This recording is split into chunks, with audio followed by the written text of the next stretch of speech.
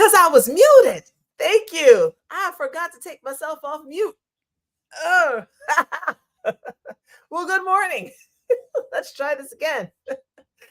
I was saying that I was late because I was wrapping up a room with black coffee, honey, and grits. It was our final room on an app called Clubhouse. And if you'd like to find out more about black coffee, honey, and grits, we do events and we host conversations, meaningful conversations that center around black women, but we love to include black men. You can go to our website, Black Coffee, Honey, and Grits.com. It is the most delicious breakfast ever. Blackcoffeehoneyandgrits.com is where you can find us. So that's where I was this morning. And then my other business is Black Tantra Group.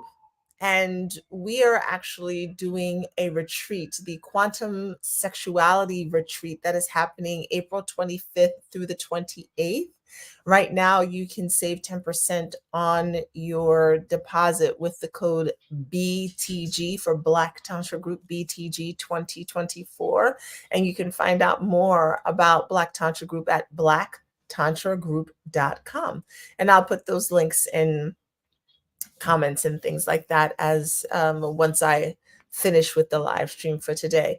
So aside from Sensual Energy Alchemy, which is the business that is hosting this particular event that I'm doing, I also have the two other businesses as well, and I love it. I love everything that I'm doing. It is an abundance of just joy and activity, and it's exciting to step more into the roles that I'm stepping into and the spaces I'm stepping into. So for those of you who are like, who is this lady and what is she talking about? My name is Devi Maisha. And for those of you who don't know what Devi means, it is a Sanskrit word and it means goddess. And I believe that all women are goddesses. So you are a Devi as well, my dear. So I am Devi Maisha and I am the Sensual Energy Alchemist. I am a master life coach. I hold 5 life coaching certifications, and I am a sacred sexuality teacher through Tantra. That's where I do have a certification in Tantra,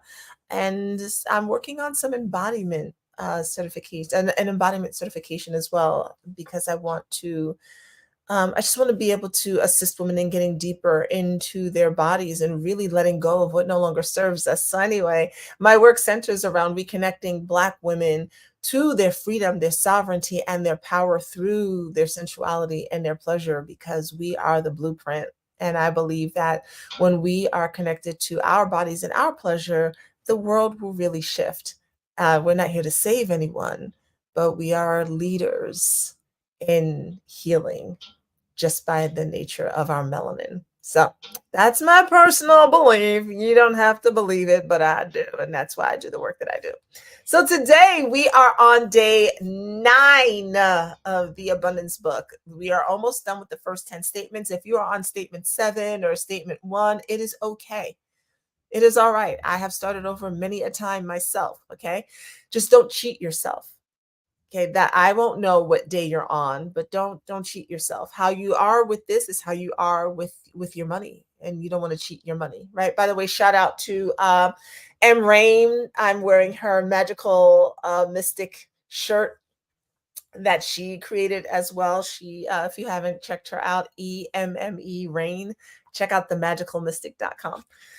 I'm just shouting at everybody today, right? All right. So today is day 9. Good morning. Good morning. No, it was me. I was on mute. I was pretending to be Beyonce, my birthday twin. All right. So statement 9. When I am aware of the God self within me as my total fulfillment, I am totally fulfilled. I am now aware of this truth. I have found the secret of life, and I relax in the knowledge that the activity of divine abundance is eternally operating in my life. I simply have to be aware of the flow, the radiation of that creative energy, which is continuously, easily, and effortlessly pouring forth from my divine consciousness. I am now aware. I am now in the flow. I'll read it again. When I am aware of the God self within me as my total fulfillment, I am totally fulfilled. I am now aware of this truth. I have found the secret of life, and I relax in the knowledge that the activity of divine abundance is eternally operating in my life. I simply have to be aware of the flow, the radiation of that creative energy, which is continuously, easily, and effortlessly pouring forth from my divine consciousness. I am now aware. I am now in the flow. And we talked a little bit about this yesterday when I spoke about my nose feels stuffy, the air. We talked a little bit about this yesterday when I talked about us being vibrational beings and being in vibrational match with what we desire, with what we want. And here we are talking about being in the flow when there is alignment, when it is congruent, it is a lot easier for energy to move through, and it is a lot easier to create abundance, right? When we are aware of this flow and the radiation of it spreading outward. We talked about that. The frequency that comes off of us, right? Where are your thoughts? How are you thinking about abundance, or how are you thinking about lack? And are you looking at everything as there's not enough there? And so I wanted to talk about money shame today, but now that I am here, there's also this inkling of, and talk about what to do when you really don't have enough, because I said that I wanted to talk about that as well. What to do when you don't have enough money. Um,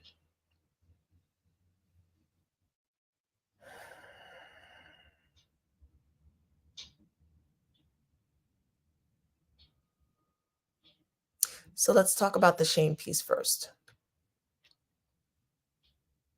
because it comes together, and bear with me as it. If you all don't know, the part of what I'm teaching here is what I know, and the other part of it is what is channeled through. So bear with me if I sometimes need to get my bearings together, because it feels like sorry, I'm gonna be off topic for a minute. Can I? Okay. So when you I believe that we're all channels. I feel like this is gonna tie in somehow. I don't know yet. I believe that everyone is a channel. I'm not a believer that there are special people who are psychics, or there are special people who are empaths, or anything like that. I think people do that to help themselves feel more special, and that's fine. I get it. But by virtue of us being human beings, and if you believe this to be true, that we are an individualized portion of this rich, omnipresent substance of the universe, then we all have access to these things in different ways and different means. For some people, it is easier to connect to that inner peace. Some people, it takes a little bit more work. That could be part of their soul journey. It could be because of what has happened in their experiences in their lives, that the vibration is dampened. The body, which is the antenna, as I talked about, is fuzzy. So it doesn't receive the signal as clearly as it could. And doing things like meditation, or sometimes fasting, or being deep in prayer, as Yeshua was for 40 days, right? And as Prophet Muhammad sallallahu alaihi wasallam was for 40 days, it helps to clarify the channel so that you can receive better. What happens for those of us who do receive, or who are open to it, is the the the messages will come through, but they don't come through in English, which is the language I speak, or American, because English is different. They don't come through necessarily in the language, but they come through in vibration. Light and sound are the original languages of the universe, which is also why math is an original language of the universe. The things that we speak out of our mouth is not like the universe and the stars are talking to each other in the same way that we do. They speak in light, they speak in sound. So the messages will come through as in a vibratory way, and then I have to translate the thing that just hit me in the head, or makes me feel like I have a headache, or makes me feel like there is energy running up and down my spine. I then have to take that and translate it into the language that I speak for you to understand and hear. That's that takes a lot of energy. So when you see people who are teaching or doing that type of work, it takes energy to do that work. Okay. And then your job is to discern for yourself if what was just channeled or transmitted to you vibrates to your soul. And if you're not clear on your soul, you will listen to any and all messages and think that they're all for you. And that's how people, I'm so off script right now, but it feels like it needs to be said. This is how people get caught up in following teachers or guides and just, well, this is what this person said. You are not to follow anyone just because it's what they said. You are to see if it resonates with you. And if it does, keep listening. If it doesn't, turn it off. Turn me off. I'm all right with that. Turn it off. But your job is to be clear on your connection so that the message that is for you, you get. And when you hear another message, you'll be like, that's not for me. Then you argue a lot less about the BS that's happening in the world and around you because you're clear. Okay. So I just take that and use it anywhere. I'm about sovereignty. You know, if what I'm saying is a match for you, then hang out. If it's not, that's okay. That's fine too. I trust that your soul knows what it needs to do. Okay. Um, so let's get into shame around money. Shame around money is one of the biggest things that will keep us from abundance because it also keeps us from opportunities. Shame around money says, I don't have enough, and so I cannot be around these people. Um, my story for a little while was I need to live in this type of environment with no sirens in the background. I need to live in this type of home. I need to be able to have my videos look like I've got some open air concept in order for me to be profitable. This was a real thought. That was a real thought for me.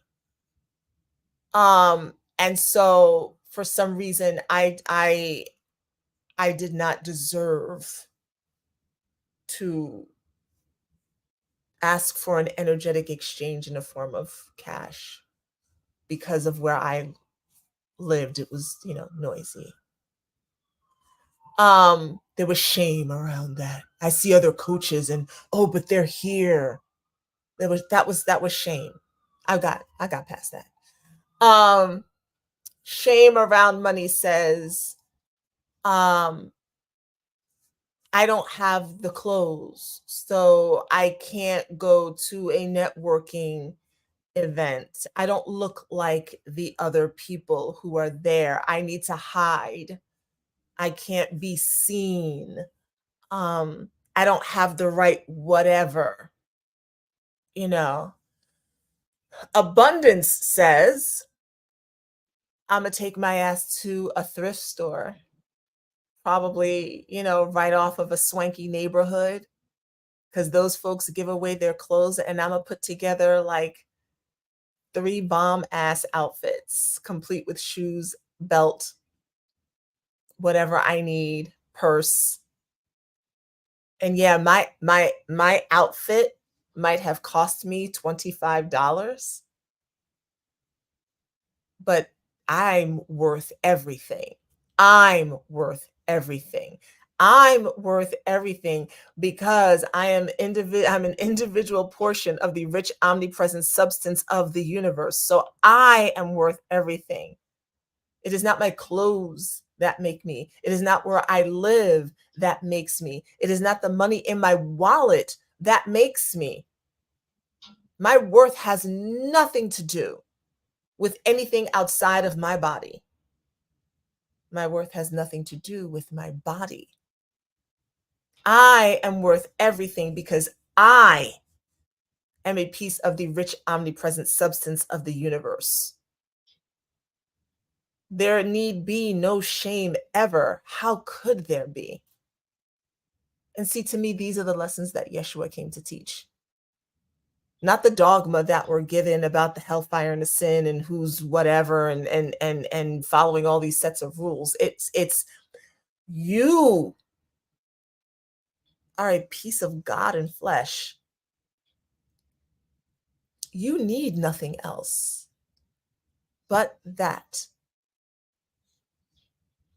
Does that make sense? Because when we feel like we lack, we will hide. And when we hide, we stop ourselves from having opportunities. There's a suit I have in my closet that I got for free, got fitted for a bra for free while I was on welfare. And part of the program was you get to go to this spot up in the Bronx and they give you like some suits or whatever so that you could go on interviews and all the things. And at that time, I didn't have any suits. I'd worked as a personal trainer. I was in like gym clothes all day. I just didn't have suits. I hadn't worked in corporate in a while. That suit is fly. I still have it. And I still wear it. It doesn't fit. My butt's a little bit too big, but I still have it. If I'd walked into interviews feeling ashamed, do you know that would have oozed out of my body? It would have shown up in the way I answered the questions. It would have shown up in my confidence. It would have shown up in my lack of eye contact. It would have screamed, I'm not supposed to be here. I don't deserve this job. Shame keeps you poor.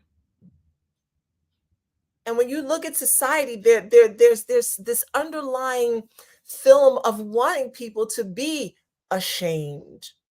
Because if it keeps you poor, well, then, you can keep this kind of classism thing going on.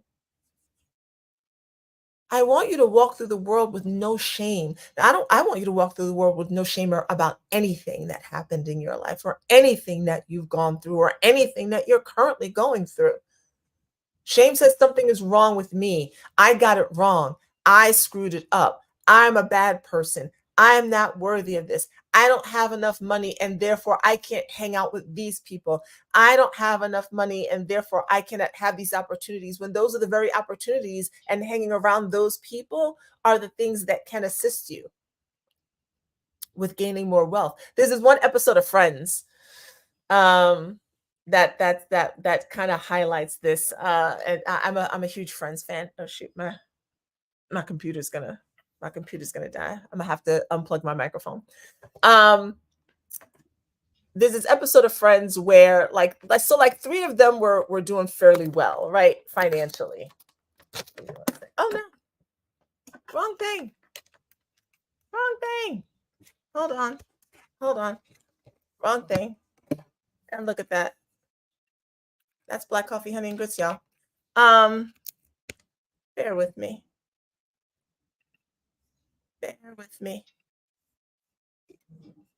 All right, I'm just doing all the things today. Give me 1 second. I have to plug my computer in real life.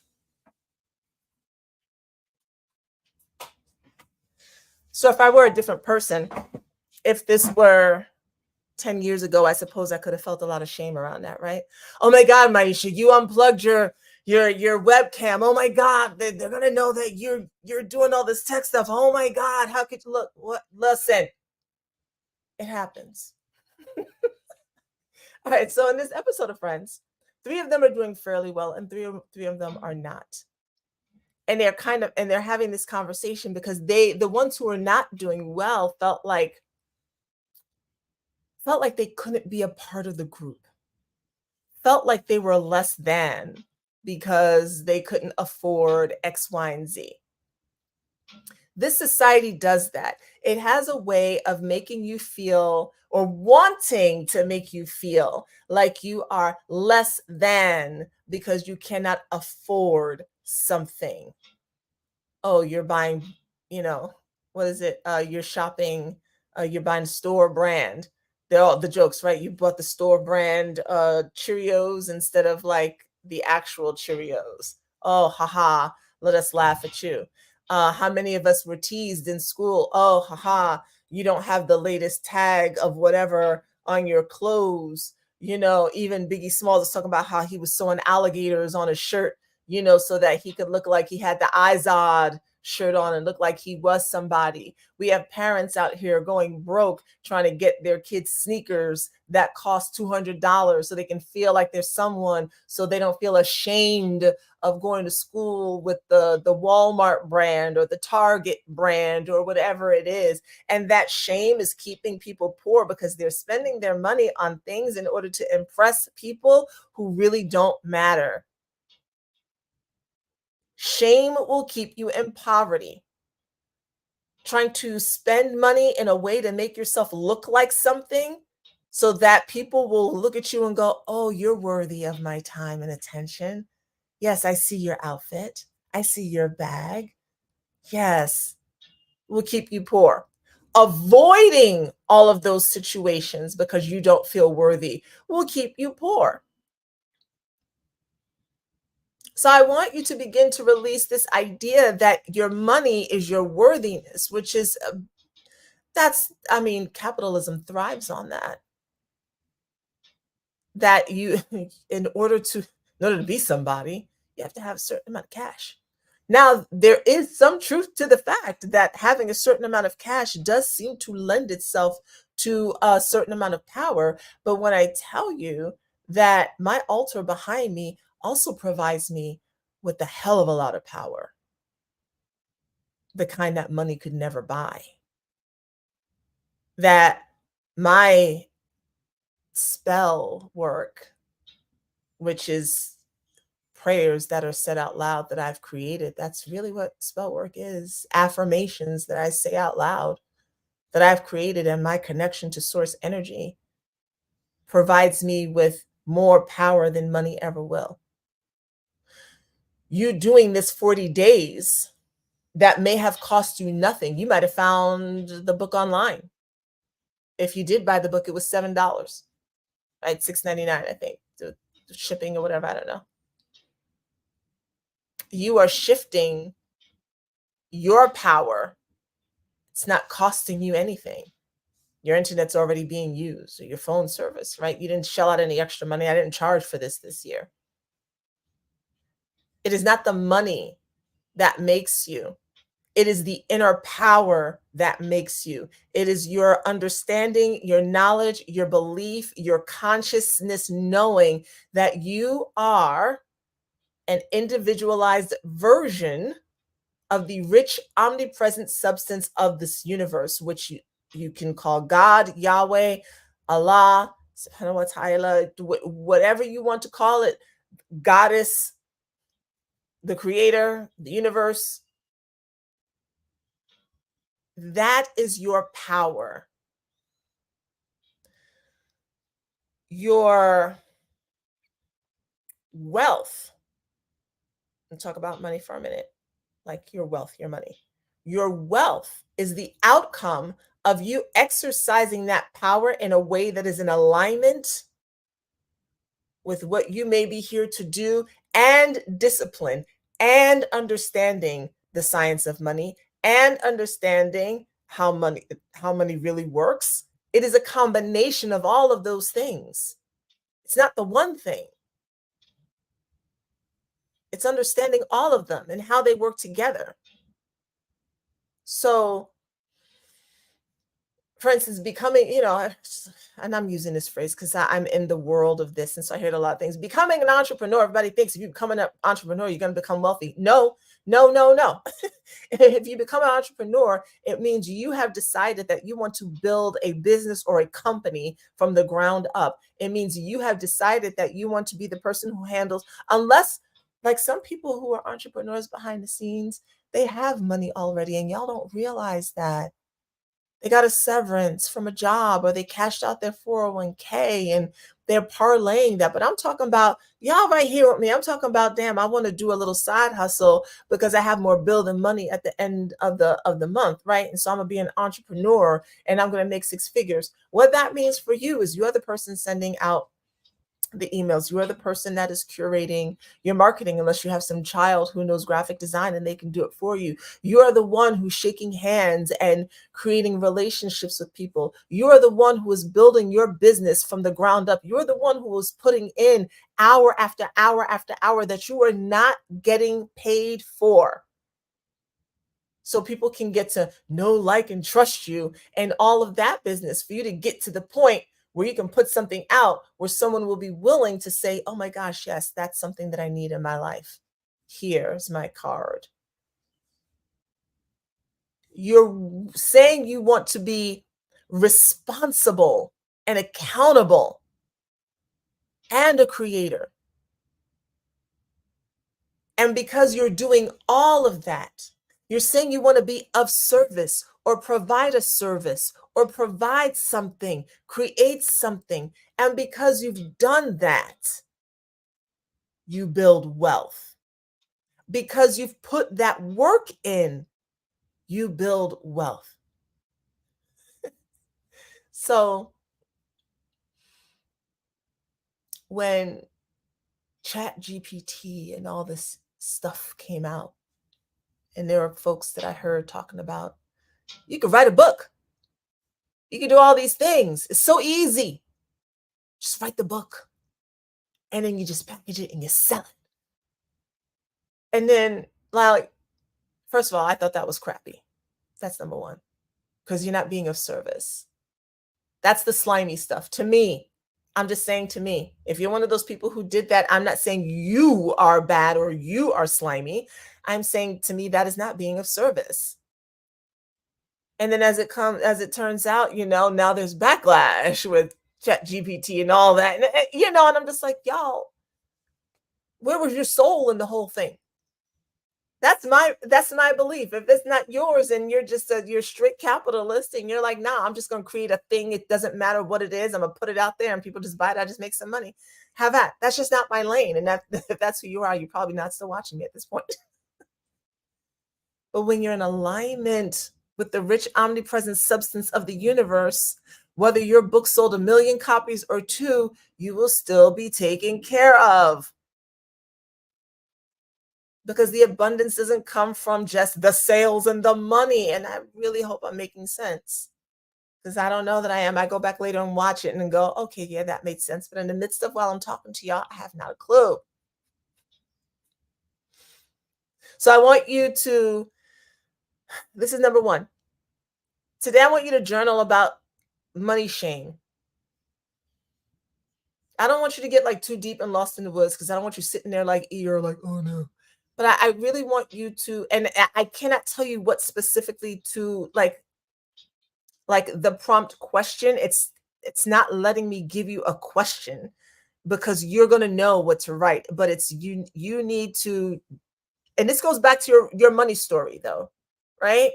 This goes back to your original money story, and for you to journal about shame around not having what you feel is enough money. I will give you an example of shame.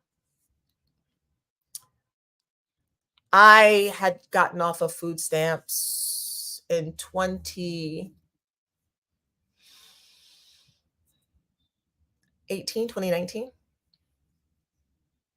I got cut. Maybe it was 2020. It's probably 2020. Like, I got cut. They were like, you're above the threshold. And I was like, yes, so excited, right? I mean, I've been kind of buying my, it's supplemental, but when the pandemic hit, and in New York City, they sent out these EBT cards for parents to use, and everybody got them regardless of your income, because lunch is now free for everyone. So everyone got them, whether you were making 25,000 a year or 250K a year. And I remember going into Whole Foods with one of the cards, and I was going to Whole Foods down at Columbus Circle. I think this might have been 2021, maybe. Um, and so Columbus Circle is this area at the bottom of Central Park, and it's like New York City, coin over there. There's a Williams Sonoma store in the mall that's over there. It's shishi. You know. So I went to the Whole Foods there, and I pulled out the card, and I remember thinking I didn't want anyone to see me using this card. Now I'm not on any assistance at this time. Anybody in Whole Foods could have had one of those if they had a kid in public school. But I remember at the time feeling shame. It took me back to a time when I didn't have, when I felt bad because I didn't have, when I felt less than, because you do. If you've ever been to social services, man, them folks, I'd be like, you could be on the other side of this desk with me any day. You do understand, right? When you go into social services, you feel like I done fucked up. And then you're not greeted like, we understand you've made some mistakes in life. You are greeted like you are a nuisance and a problem. And you feel the shame of that. So here I am, excited to not be on any assistance, but I've got this car that New York City gave me, and I'm not gonna not use the free money, but I'm trying to like use it, and I don't want anybody to see me swiping this card. Shame. And I noticed it as I used the card to get the food, and I was walking out. I was like, what the hell? And I really like, as I do for my own self, I really was working through these feelings that I had internally around shame, around money. What did it mean? What did I think it meant? And then it turned into not just shame around the car, but as a Black woman, and oh, what is everybody thinking if they see me with it, and all the stereotypes. And you see how like there are insidious uh um these thoughts and these things that we pick up along the way that become part of our money story that we don't even realize. And I didn't realize that I was harboring so much of that in my own mind until I ended up using a card that was given to me because of a pandemic that had absolutely nothing to do with my income. And I had to like take time and work through those stories of what it meant for me when I was going through extreme poverty, when I didn't have any food. The shame that I felt that I didn't even realize that I felt at the time because I was too busy being in survival mode. And now that I had started coming out of that and didn't realize it, now the flood of the emotions that were blocked were coming to the surface. Hot feeling in the face, like I did something wrong, like I was worthless. And these feelings of shame, Terry, I see you. If you only knew how many times I used money I didn't have to cover the card I didn't want people to see. Shame will keep you poor. Shame will keep you hidden because shame tells us the story that we're not worthy. We're not worthy enough to put out a program that could really help people because I'm over here getting medical assistance. And who does that? How do you think some people got off medical assistance or off food stamps? They created something that people said, "Oh my gosh, I needed that." Like it's not everyone who was doing well who created something. They were in these same situations. And it becomes part of the story that inspires the other people. How many people know Lisa Nichols' story?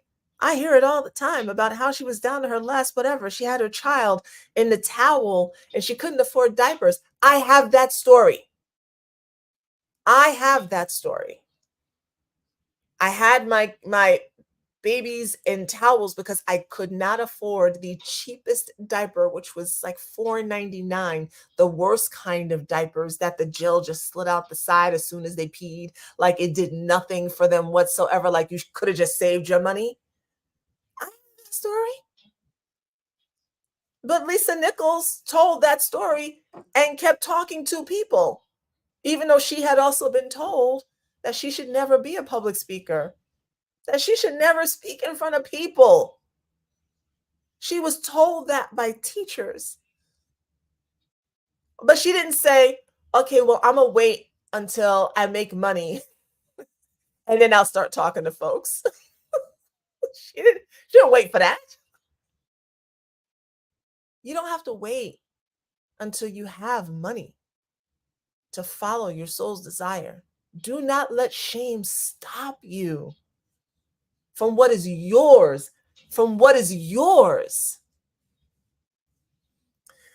Now, real quick, what to do, because this is what I was going to talk about. What to do when you don't have the money, when you really do need to eat.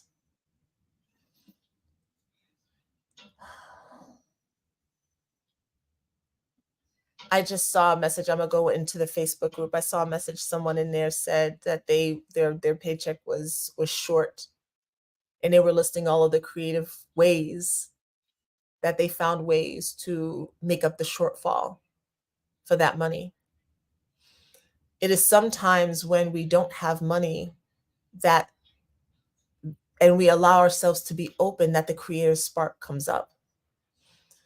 When I did not have money, one of the things that I knew I could do was utilize my gift of intuitive readings. I know that I'm connected to that gift. And so I've got, where are they at? Over in that, right there where my finger is. I've got a bunch of um, oracle decks, tarot decks. I would real quick do, hey, $10 reading. $10 reading. Make a quick $50.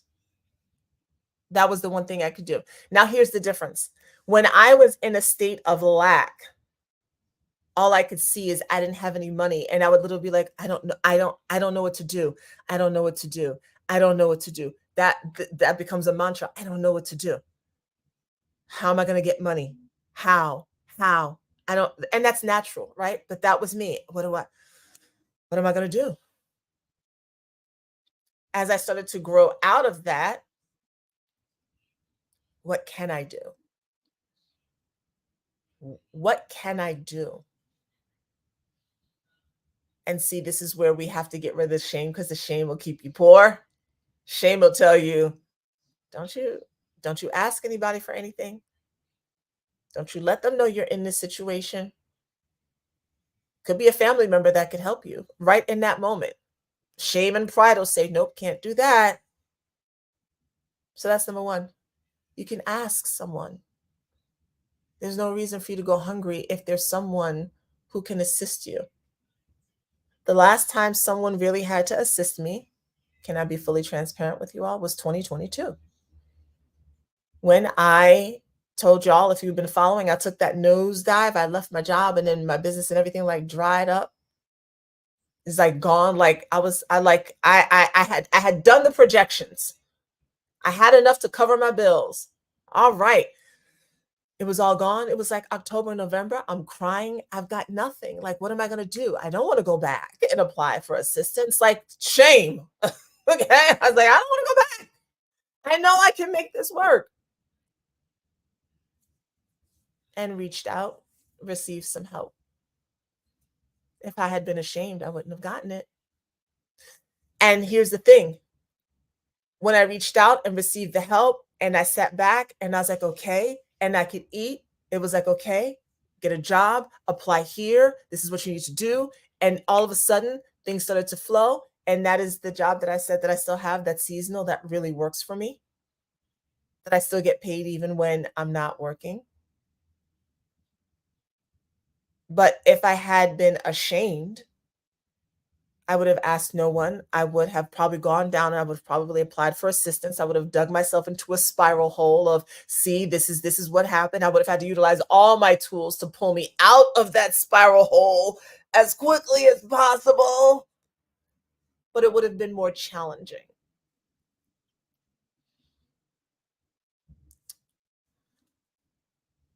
When you don't have a lot of money at the time, you can ask. That's one. Two, you can apply for assistance. I listen, if you have worked, especially if you have worked, that's money you put in. Your tax dollars have gone to funding the supplemental nutrition assistance program. Your tax dollars have gone into funding temporary aid for needy families, otherwise known as TANF, otherwise known as welfare. Your tax dollars have already gone into these programs. Why would you not receive back what you put in if that is indeed what you need at that moment? You know you're not trying to live on that forever because it's nothing to live on. So why would you not utilize that? You know why? Shame. Shame will keep you poor. You can, if you know how to do hair, you can do someone's hair. You can offer to do hair. You know how many mothers do not want to do their daughter's hairs? They're working, they're doing whatever. You can offer to do hair for them. My mother used to pay our neighbor to do mine and my sister's hair. She didn't have time. She was working overtime. She paid that woman to braid our hair. My mother was not the hair person. Can you bake? Can you make some cookies? Do people love your pies? You're sitting up here thinking, that's not a thing. And I'm telling you, somebody else is like, dag, I wish somebody could just deliver a home cooked meal to me tonight because I'm tired of seamless. But I don't know anybody who just makes and delivers meals. So you got a car, you got a kitchen. And by the way, this is how some businesses are created out of this kind of necessity. You think you don't have gifts, but everybody keeps telling you how bomb your biscuits are. And when can they get some more? And you're giving them to everybody for free. When you don't have anything, these are the quick things you can do. Just quick ideas of things that you can do in order to create funds. Because I said, yeah, there's the woo woo sit around and, I am abundant and I am wealthy. Sure, sure. I get all of that. And I'm with you. Otherwise, I wouldn't be doing this. But sometimes you have $5, okay? And you need 10. These are the things you can do to get the other 5. Ask a friend, apply for the assistance. Look at the things that you already do well and offer them, right? If you offer coaching sessions, look, $10 for 30 minutes. Look, it gives you some cash. It helps give you testimonials. It didn't have to be a whole big thing. Sometimes we make it too big. We make it too big. Just keep it simple. And I've done these things. I've offered a lot of things just because I needed quick money. So I hope these things make sense to you in ways that you can the shame will keep you poor.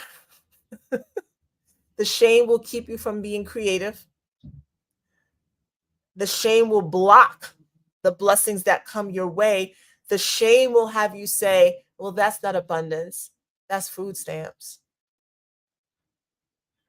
That's not how I wanted it. I can't tell you how much I poo-pooed the food stamps. Oh, I'm too good for this. I shouldn't have to have this at all. As I'm working and receiving food stamps, as I'm paying into the system and the system is giving back to me. I shouldn't have to have this. You better and utilize it to change your health.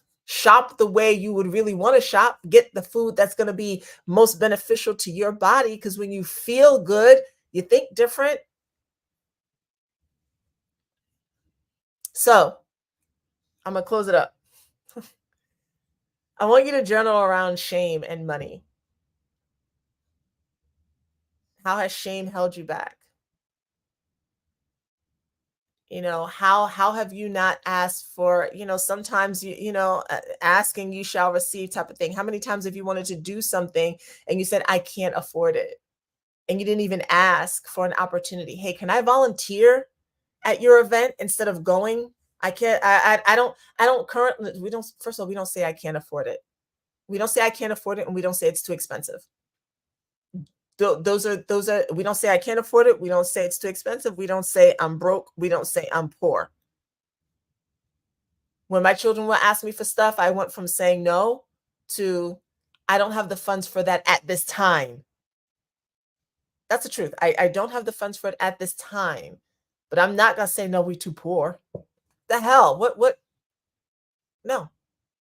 So you want to do something? You want to attend something? It's not in my budget right now. Is there some way that I can volunteer and still be there and still show up? How can I assist you so that it's a win-win? What can I offer to do for you so that I can gain this knowledge? Creativity, but shame will keep you from that. No more shame around money. You're gonna write about it, okay? Some of y'all gonna write a big bold letters at the top. No more shame around money. Day 9. When I am aware of the God self within me as my total fulfillment, I am totally fulfilled. I am now aware of this truth. I have found the secret of life, and I relax in the knowledge that the activity of divine abundance is eternally, means forever, y'all, eternally operating in my life. Never stopped, not one time, even when I had 25 cents to my name, never stopped. I simply have to be aware of the flow, the radiation of that creative energy, which many of us are not aware of the flow because we're too busy being mad that we only have 25 cents to our name. So we're not aware of the flow, which is continuously, easily, effortlessly pouring forth from my divine consciousness. I am now aware. I am now in the flow. Basically, when I know that the rich, omnipresent substance of the universe is the thing that provides me with everything that I need, I can chill out and I can relax because I know that that thing is always running in the background like a computer program, and it's got it covered. I just need to move, get out the way, and let it do what it need to do. That's all I have to do. Don't let all my thoughts of shame and lack and all this get in the way of what that's doing. Don't make it more difficult because it is continuously, easily, and effortlessly flowing. So why would I stop the flow with my egoic foolishness? Why would I keep me poor? Because this thing is in the background like, hello? Hi, I just want to flow through and give you what you need, but you keep closing the doors because I don't know why. Okay? When I am aware of the God self within me as my total fulfillment, I am totally fulfilled. I am now aware of this truth. I have found the secret of life. And I relax in the knowledge that the activity of divine abundance is eternally operating in my life. I simply have to be aware of the flow, the radiation of that creative energy, which is continuously, easily, and effortlessly pouring forth from my divine consciousness. I am now aware. I am now in the flow. Tomorrow, statement 10, and we would have completed the first set of 10 statements. And then after that, for day 11, we go back to statement 1, and we're going to really focus on the body and how we feel about money. So this week was a lot about how we think about it, but that's just the surface level. It's how we really feel about it that affects us.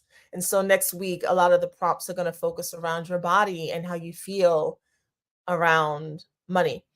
Probably in the next week or so, I will talk a little bit more about my membership group and what's going on in there. Um, and there is a vaginal mapping class that I am having that I think I may just initially it was for only the women who were in the membership group, but I may do this as a and I think I'll do it as an open invitation for you to get to see a different side of when I'm teaching about sacred sexuality. So look for that information to come out. And if you don't know what vaginal mapping is, it is a way to understand your vagina.